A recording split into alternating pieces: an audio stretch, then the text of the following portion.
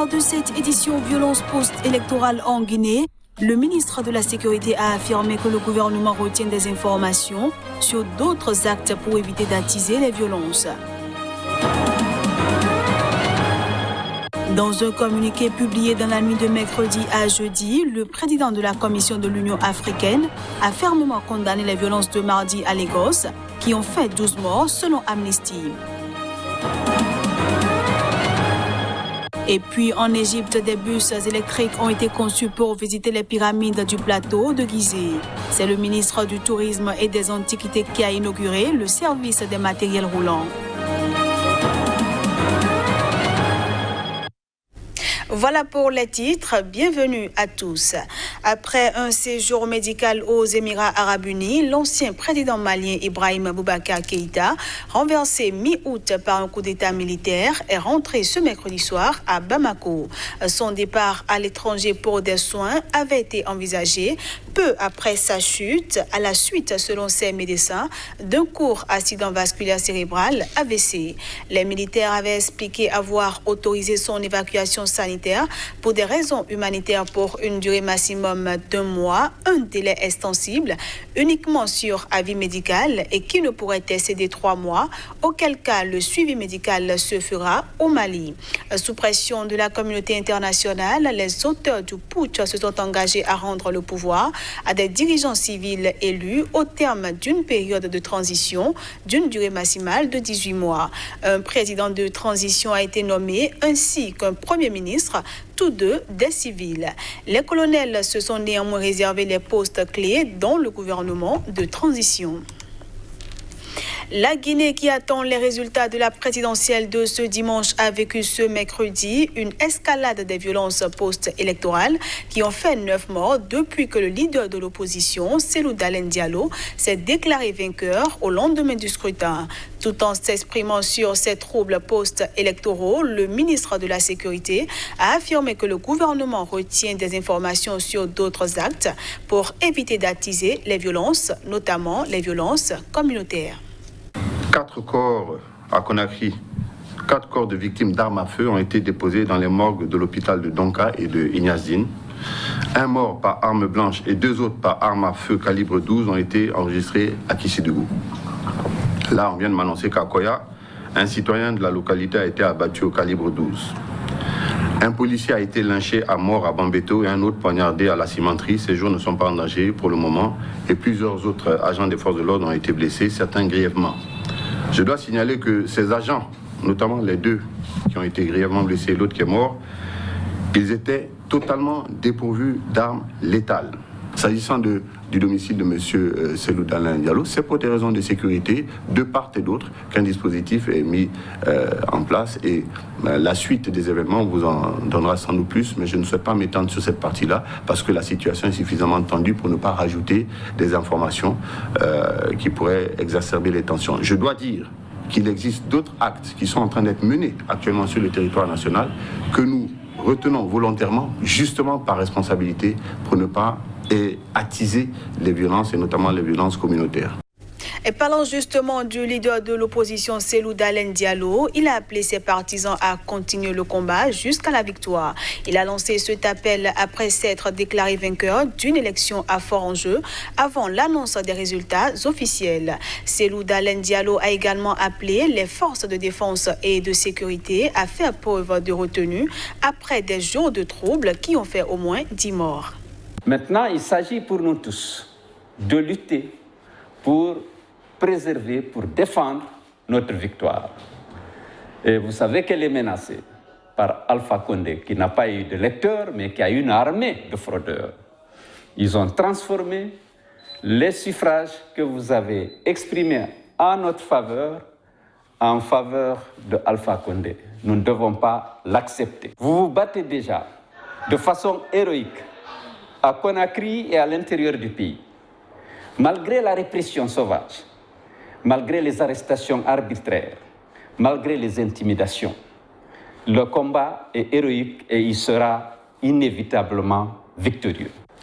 Je voudrais saisir cette opportunité pour appeler nos compatriotes, membres des forces de défense et de sécurité, pour qu'ils fassent preuve de retenue, qu'ils se rappellent que leur mission, c'est de protéger les Guinéens, tous les Guinéens, quelle que soit leur appartenance politique. Mes chers compatriotes, je compte sur vous pour continuer le combat jusqu'à la victoire. En attendant, je suis prisonnier. Je vous adresse ce message de chez moi, certes, mais entièrement séquestré. L'opposition ivoirienne a affirmé que la mission de médiation ouest-africaine dans le cadre de l'élection présidentielle en Côte d'Ivoire a été un échec, se disant cependant toujours ouverte à une médiation internationale.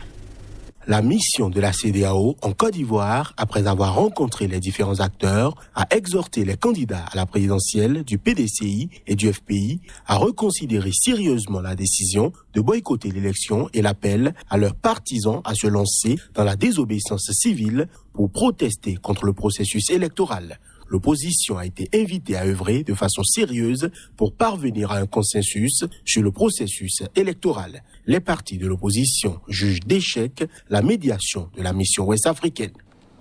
Contrairement à nos aspirations, à nos attentes, que la CEDEAO pourrait nous permettre d'avancer, cette mission a marqué une sorte d'impuissance face aux revendications de l'opposition et une sorte d'impuissance à amener le gouvernement, le chef de l'État et sa coalition politique à faire des concessions.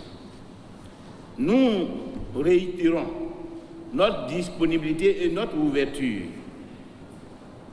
à la négociation et à la facilitation internationale et voulons réaffirmer que nous ne serons ouverts à ces négociations que dans un cadre de facilitation internationale.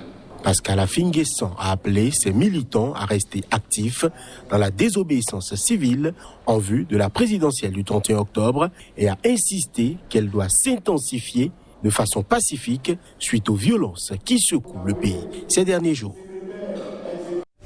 Je le disais en titre, le président de la Commission de l'Union africaine, Moussa Faki Mahamat, a condamné fermement les violences qui ont éclaté le 20 octobre dernier pendant des manifestations à Lagos, au Nigeria, lesquelles manifestations ont fait de multiples morts et blessés.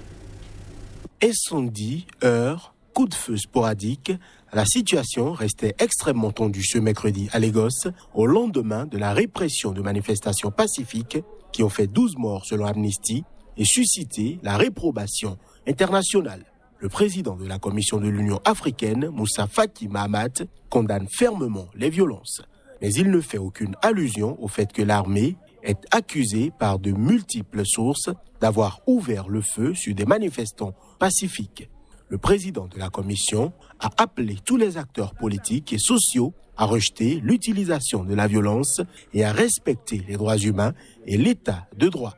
Moussa Faki Mahamat encourage par ailleurs toutes les parties à privilégier le dialogue dans le but de parvenir à une désescalade et de trouver des réformes durables et concrètes. Le chef de l'exécutif de l'organisation continentale se félicite également du démantèlement par le gouvernement fédéral du Nigeria de la brigade spéciale de répression des vols, SARS, une unité controversée de la police à l'origine du mouvement de protestation entamé début octobre. Selon Amnesty International, 10 personnes sont mortes au péage de Lekki, dans le sud de Lagos, où l'armée a ouvert le feu sur des milliers de manifestants aux alentours de 19h. À Alaoussa, quartier du centre de Lagos, où un autre rassemblement pacifique avait été organisé, au moins 2 manifestants ont été tués et un gravement blessé par des tirs des forces de l'ordre, toujours d'après l'ONG de défense des droits de l'homme. En République démocratique du Congo, les 3 juges de la Cour constitutionnelle nommés par le président Félix Tshisekedi ont prêté serment ce mercredi. La cérémonie a connu la présence du chef de l'État, mais elle a été boycottée par les présidents de l'Assemblée nationale et du Sénat, tous des pro-Kabila. Les deux doigts de la victoire levée, Tshisekedi a été accueilli sous les ovations par ses partisans qui scandaient les slogans hostiles aux absents. Le chef de l'État est resté environ 1 heure dans la grande salle du Parlement pour recevoir les sermons de 3 juges de la Cour constitutionnelle qu'il a nommés par ordonnance en juillet. Issus de la majorité parlementaire, fidèle à l'ancien président Kabila, la présidente de l'Assemblée Janine Mabunda et celui du Sénat Alexis Mouamba étaient absents, tout comme le Premier ministre Sylvestre Ilunga. Dans un communiqué mardi soir, le Front commun pour le Congo, FCC de Kabila, avait dénoncé une cérémonie irrégulière et la violation du siège du Parlement. Le FCC dénonce l'inconstitutionnalité des 2 ordonnances présidentielles du 17 juillet dernier. Seuls les ministres et parlementaires pro-Tshisekedi ont donc assisté à la cérémonie, ainsi que des responsables des confessions religieuses et quelques diplomates, dont l'ambassadeur des États-Unis. La Cour constitutionnelle a le pouvoir de valider ou d'invalider les candidatures à la prochaine élection présidentielle prévue fin 2023. Remplacer les juges aux ordres d'un Kabila par des juges aux ordres d'un Tshisekedi, ce n'est pas faire progresser l'état de droit, a réagi le mouvement citoyen Lutte pour le changement, Lucha, sur Twitter. Pour finir cette édition, c'est une innovation du gouvernement égyptien. Des bus électriques ont été conçus pour visiter les pyramides du plateau de Gizeh. C'est le ministre du Tourisme et des Antiquités qui a inauguré le service des matériels roulants. On le suit. Il y a plus de 30 bus électriques et voitures VIP électriques. Ils respectent tous l'environnement. Nous ne voulons aucun grand changement aux pollutions. En utilisant des bus électriques, les bus peuvent se garer à 10 mètres des pyramides, donc nous préservons nos antiquités. Nous étions censés ouvrir le projet de développement du plateau de Gizeh d'ici la fin de cette année, mais à cause de la COVID-19 qui affecte le tourisme et l'export de matériaux, nous avons reporté l'ouverture complète de 6 mois. Donc d'ici la mi-2021, ce méga projet du gouvernement coûtera 550 millions de livres égyptiennes en supplément du service de bus et d'autres services. Vous connaissez tous les histoires des propriétaires de chameaux sur le plateau de Gizeh et des propriétaires d'ânes et de chevaux. Ils marchandent. Les vendeurs essaient de marchander avec les touristes pour les forcer à acheter ou faire un tour de chameau et ne les laissent pas tranquilles jusqu'à ce qu'ils paient. Nous sommes tous au courant de ces histoires maintenant. Et c'est la fin de cette édition que je vous remercie d'avoir suivi.